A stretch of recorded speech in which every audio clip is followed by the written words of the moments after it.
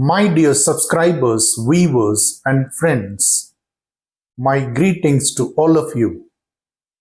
I'm really happy to bring this lesson to you today. By the way, we are in the end of the year 2024. This is going to be our last lesson for the year 2024. My dear subscribers and viewers, I wish you all a great, happy, and a blessed New Year 2025. God bless all of us. Friends, you want your spoken English to sound beautiful, don't you? Do you want your spoken English to sound beautiful when you speak? If so, you have to know this tactics. The tactics of tagging your statements with questions. The topic for our today's class is question tags. If you learn this topic, for sure, when you speak to someone by tagging your statements with questions, the way you speak will really sound beautiful to your listeners. Shall we learn question tags? Good. One more thing you should notice here. When you tag your statements with a question when you speak, you do two things simultaneously. Number one, you polish your spoken English to sound beautiful. And number two, you induce your listener to listen to you carefully so that they will be able to answer you at the end, because you are going to ask them a question after your statement. So definitely your listeners are made to listen to you carefully so that they can answer you. So that's how we can achieve two things when we tag our statements with questions. Is it not interesting? Do you like to learn? Join me. You will truly enjoy your spoken English. Good. My dear friends, for our convenience, let us classify our statements into positive statements and negative statements. So, first, we are going to see about positive statements. We are going to learn how to tag our positive statements with questions. Each positive statement should be tagged with a question. Shall we see them? Before we go into the examples of these positive statements, I want to tell you about the steps that you need to follow when you want to tag your positive statements with a question. Step number 1. Pick up the helping verb from the particular statement. You produced statement and you want to tag that statement with a question. At that moment, you need to pick out the helping verb from that particular statement of yours. Step number 2,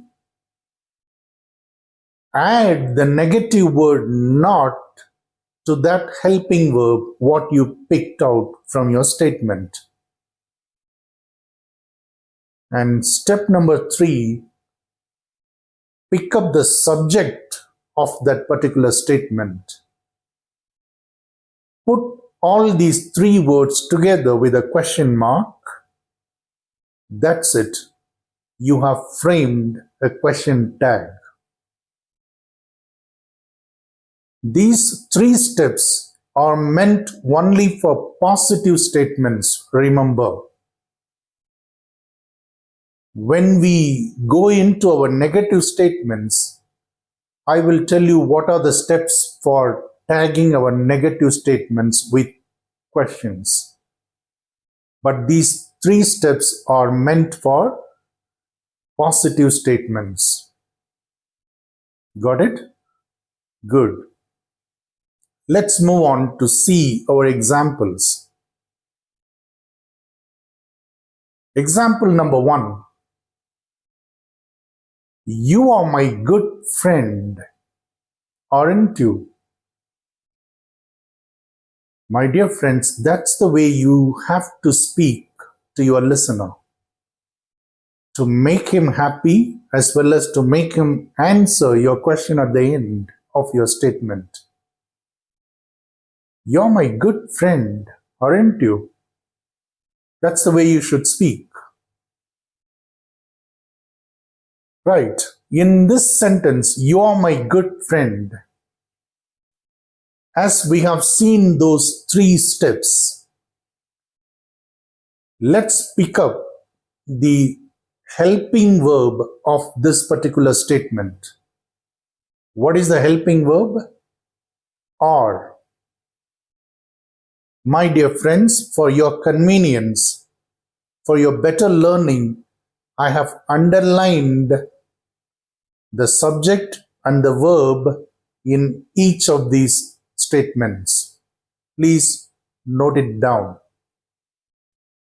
I have also given you a clear way how we form this question tag. Follow it carefully, okay? Good. So as we have seen, to form question tag for positive statements, we need to follow 3 steps. Step number 1, to take out the helping verb of that particular statement. Step number 2, you have to add the negative word not to that helping verb, and then take out the subject of that particular statement. Put all these 3 words together with a question mark. That's it. You have framed and asked a question tag. Let's see for this statement. You are my good friend. In this statement, the helping verb is are. Secondly, we should add the negative word not to this helping verb are. So, are plus not is equal to aren't. Got it? When you join are with not, instead of writing these 2 words separately, you can put them together as aren't.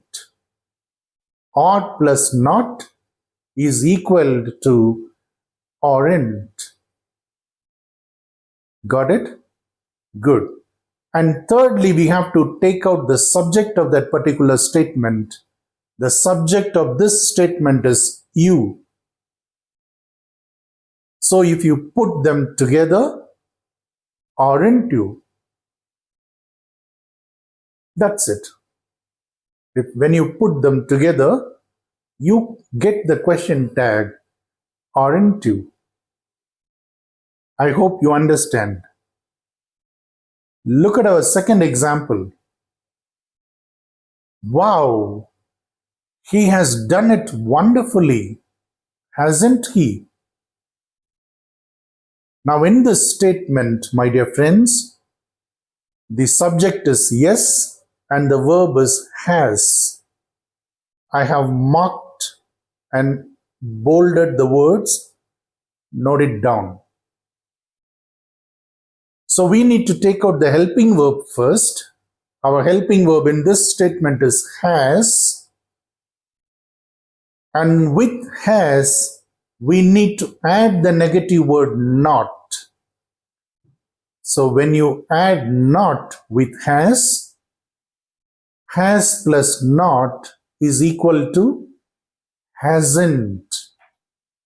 Got it? And then the subject of the statement is he. So our question tag becomes hasn't he? Do you understand? Good. So how will you read it out? Wow, he has done it beautifully, hasn't he? That's how you should speak this sentence to your listeners. Good. Look at our third example. She danced beautifully on the stage, didn't she? My dear friends, once again, I have marked the subject and the verb. Note it down. Subject is she and the verb is danced. In this statement, the helping verb is not visible to us. The verb is simply a simple past tense verb, danced. So how can we get the helping verb from this past tense verb? We need to pick out the helping verb in order to form the question tag. But in this sentence, the helping verb is not clearly written. But we need to take it out. How to do it? I want to give you a new information about it. Perhaps you may know about it earlier, but still, I want to give this information for the beginners. In this connection, I'm going to take you to a new information. Look at here. I have taken the main verb stop. Stop is a simple present tense verb. Similarly, number 2, stops, is also a simple present tense verb. And number 3, stopped, that is simple past tense verb. Let's see them one by one. My dear friends, when you got only a simple present tense verb in your statement, then that simple present tense verb can be divided or separated into 2 words, do plus stop. Stop is equal to do plus stop. Got it? Number 2, stops. Stops is also a simple present tense verb, but it has got S, the letter S added with the main verb stop. So it becomes stops. This sort of simple present tense verbs go with the third person singular subjects in our statements. Got it? By the way, Do you know what we say like third person singular subjects or first person or second person and so on? If you do not know, kindly express your will in the comment box. We will have a lesson on it. Okay?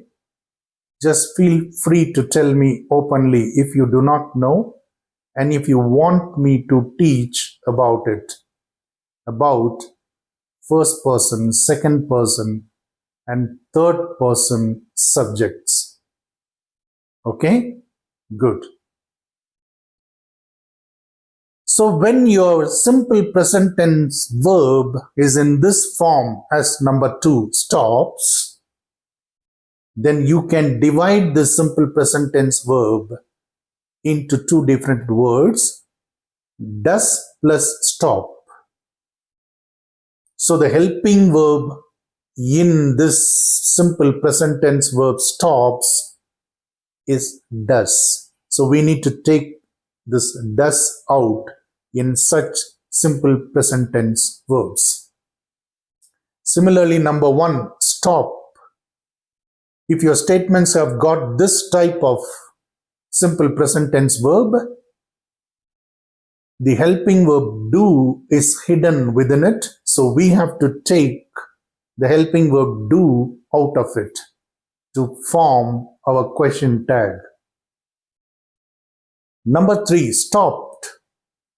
This is an example for simple past tense main verb. My dear friends, with every simple past tense main verbs, the helping verb did is hidden. You have to notice. So stopped can be divided into did plus stop. So what is the helping verb in simple past tense main verbs? Did. What we are seeing here is applicable to all main verbs in their present tense form as well as in their past tense form. Note it down, okay? Good. For example, look at those 2 sentences. Please come is equal to please do come. What we have done here is from the main verb, present tense main verb come, we have divided or we have taken out the helping verb do and we have written it separately here as we have seen in those examples as example number 1. So please come, the word come is divided into do plus come. So we say please do come. So if you say please come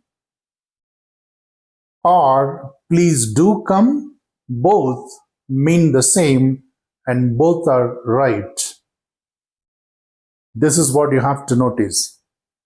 Sometimes some friends of yours may invite you to their house functions, saying, my dear friend, please do come with your family and friends to our function.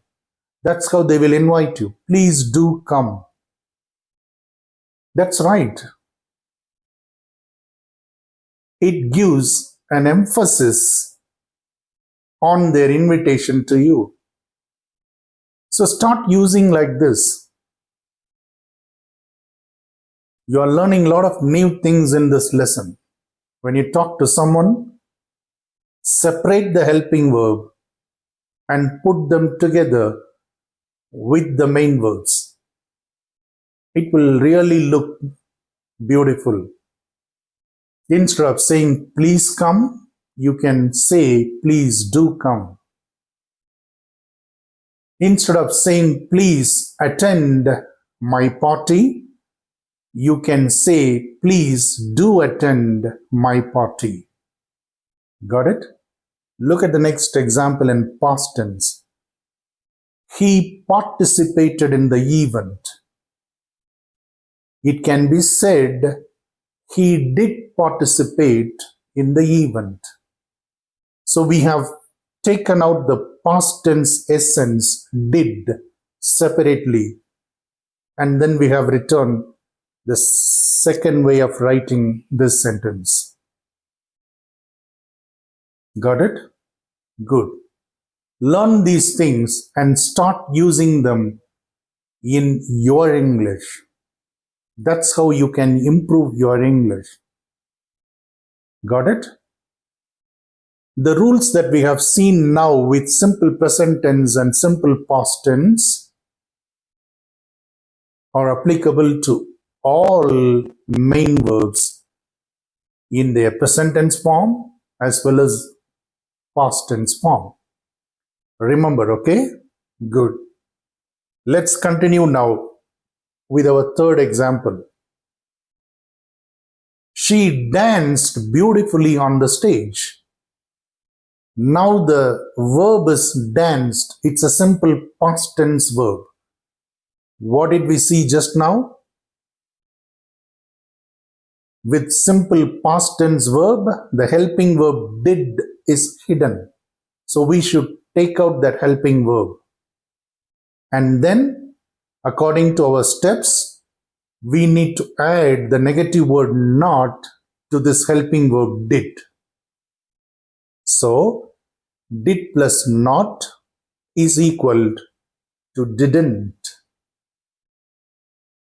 Got it? Good. So, the question tag will be, didn't she? She danced beautifully on the stage, didn't she? That's how we can read our sentence out. Example number 4. He is a hard-working man, isn't he? The subject of this sentence is he and the helping verb of this sentence is we. So we need to take out the helping verb first and then add the negative word not to the helping verb. So helping verb is, and if we add not to this helping verb is, it becomes isn't. Is plus not is equal to isn't.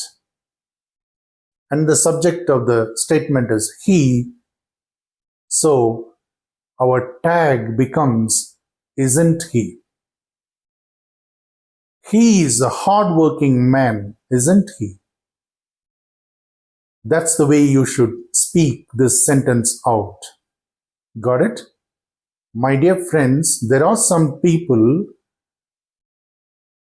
who use the same question tag, isn't he, isn't he, isn't he, with all their statements. That should not be your case, okay? Don't use always isn't he, isn't he, isn't it, like that. Your question tag should depend on the statement you produce. So every statement will not have the same question tag as isn't it, isn't it, isn't it. No. Is it clear? Don't repeat this.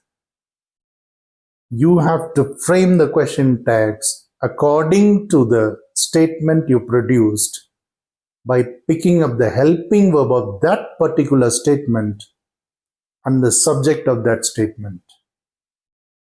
Note it down. Now, example number 5. He takes care of his parents, doesn't he? Now, the verb in this sentence is simple present tense verb, right? Takes, not take, but takes, because it goes with the third person singular subject he. So the verb is takes. So what did we see just before? If our main verb is in this form, then the helping verb does is hidden in such main verbs. Do you remember? So we need to take out the helping verb does from this takes and then divide them into two. You will get the helping verb and the main verb separately. So if you take does out, and your main verb will become take, not takes. Got it? Good.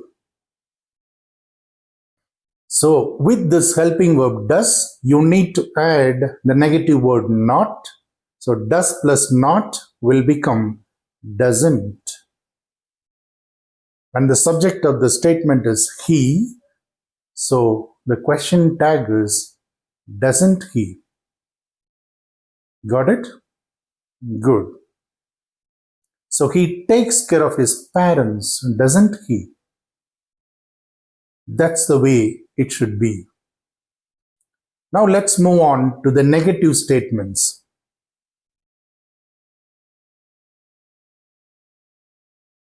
My dear friends, for the negative statements, I mean to tag our negative statements with questions. We don't need to follow all those 3 steps. We are going to follow only step number 1 and step number 3 for negative statements. We are not going to follow step number 2 as we did it with positive statements. We are not going to add the negative word not to the helping verb. We are going to do only 2 things here with the negative statements. Step number 1, take out the helping verb of that particular statement. And step number 2, take out the subject of that particular statement. Put these 2 words together with a question mark. That's it. Your question tag is ready. Got it? Good. Let's see our examples one by one. You have not yet completed your work. Have you? My dear friends, how are we saying these are negative statements? Because in all these statements, we have negative words like no, not, never, nothing, such words. Such words you don't find in positive statements. Such negative words you don't find in positive statements. That's why we call them positive statements. But in negative statements, these words will definitely appear. Good. You have not yet completed your work, have you? That's the way you should ask this question to your subordinates. Got it? Good.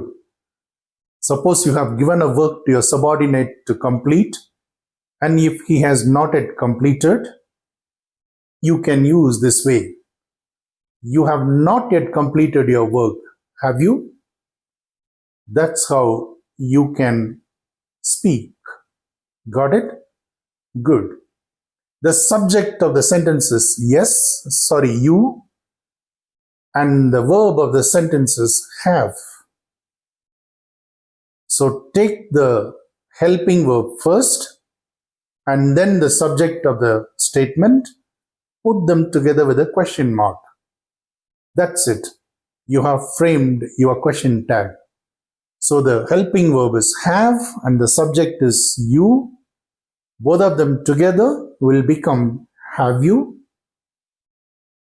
Got it? Good. Example number 2. They don't know I'm coming here, do they? The helping verb here is do, and the subject of this sentence is they. When we put them together, it becomes do they? You got, my friends? Good. So they don't know I'm coming here, do they? That's the way you should speak. Example number 3. Your mother did not allow you to watch that movie, did she? The helping verb in this sentence is did, and the subject of this statement is your mother. So when you frame your question tag, instead of saying your mother, you can replace this noun with a pronoun she. So did plus she. Did she? Got it? Good. Your mother did not allow you to watch that movie, did she? Good. Example number 4. He was not the first prize winner of the running race, was he? He was not the first prize winner of the running race, was he? Got it? I hope you're following my way of speaking, my way of reading it out. Note those things. Good. So here the helping verb is was, and the subject of the statement is he. So our question tag is was he? Got it? He was not the first prize winner of the running race, was he? That's how you should speak this sentence out. Got, my friends? Good. Example number 5. You have no idea about it, have you? The helping verb of this statement is have, and the subject of this statement is you. Both together will become have you? You have no idea about it, have you? You have absolutely no idea about it, have you? That's the way. Got it? Good. Example number 6. She has nothing to do with me. Has she? The helping verb of this statement is has, and the subject of the statement is she. Both of them together will be has she? Has she? She has nothing to do with me hereafter, has he? You understand? She has nothing to do with me hereafter. Has she? Good. Example number 7. He knows nothing about it. Does he? The helping verb here is does, because the verb is knows, simple present tense verb with the third person singular subject. So with such simple present tense verbs, the helping verb does is hidden, so we need to take it out. Know, knows is equal to does plus know. Right? Good. So the helping verb in this statement is does, and the subject of the statement is he. So our question tag will be does he? He knows nothing about it. Does he? That's the way we should speak this sentence out. My dear friends, if your statements are positive, then your question tag should be negative. If your statements are negative, then your question tag will be positive. Look at these examples. We are talking about the negative statements. So look at the question tags. There is no any negative word in them like no, not. We did not add the negative word not with the helping verb because our statements are negative. So the question tag will be positive. You got it, my friends? Good. So if your statements are positive, your question tag will be negative with the negative word not. And if your statements are negative statements, your question tag will be positive without the word not. Got it? Good. My dear friends, I believe this lesson is really helpful to you. Is it helpful to you? Did you enjoy this lesson? In case if you have not understood this lesson, feel free to contact me in the comment box and I will really help you. My dear friends, I thank you all for watching this video. I truly expect all my viewers to subscribe to this channel. That's how you will encourage me to come up with more and more lessons. So please subscribe and share this channel with your friends.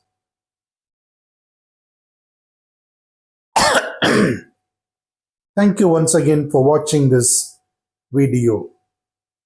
Bye bye. We will see again in 2025. Till then, I wish you all the best. Enjoy your New Year Eve. Bye.